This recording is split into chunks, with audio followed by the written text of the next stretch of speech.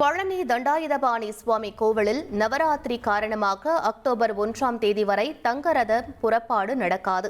பழனி கோவில் நிர்வாகம் அறிவித்துள்ளது.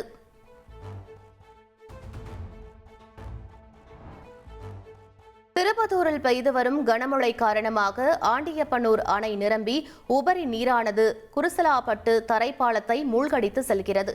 இதனால் பள்ளி கல்லூரிக்கு செல்லும் மாணவர்களும் பொதுமக்களும் கடும் சிரமத்திற்கு ஆளாகியுள்ளனர். சென்னையில் பிரசித்தி பெற்ற பாடி திருவள்ளீஸ்வரர் சிவன் கோவிலில் நவராத்திரி விழாவில் பரதநாட்டிய அரங்கேற்ற நிகழ்ச்சி நடைபெற்றது. இதனை ஆர்வத்துடன் பொதுமக்கள் கண்டு களித்தனர்.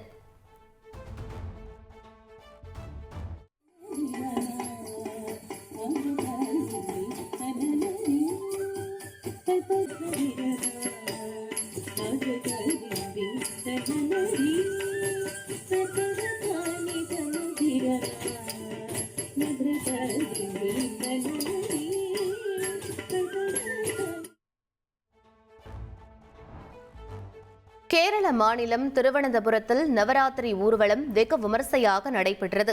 கன்னியாகுமரி மாவட்டத்தில் உள்ள பத்மநாபபுரம் அரண்மனையிலிருந்து வழி அனுப்பி வைக்கப்பட்ட சுவாமி சிலைகள் ஊர்வலமாக கொண்டுவரப்பட்டு திருவனந்தபுரத்தில் உள்ள பத்மநாப சுவாமி கோவிலை வந்தடைந்தது.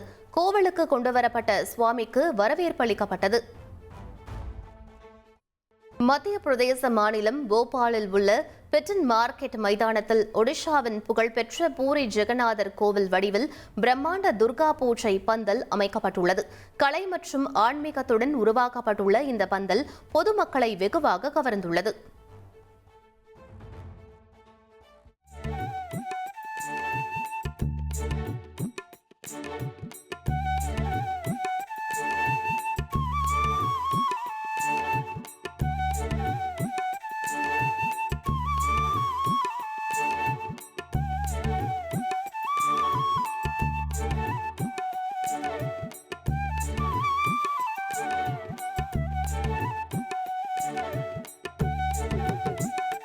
உங்கள் தந்தி ஒன் தொலைக்காட்சியில் அண்ணாமலை தினமும் மதியம் 12 மணிக்கு காண தவறாதீர்கள்.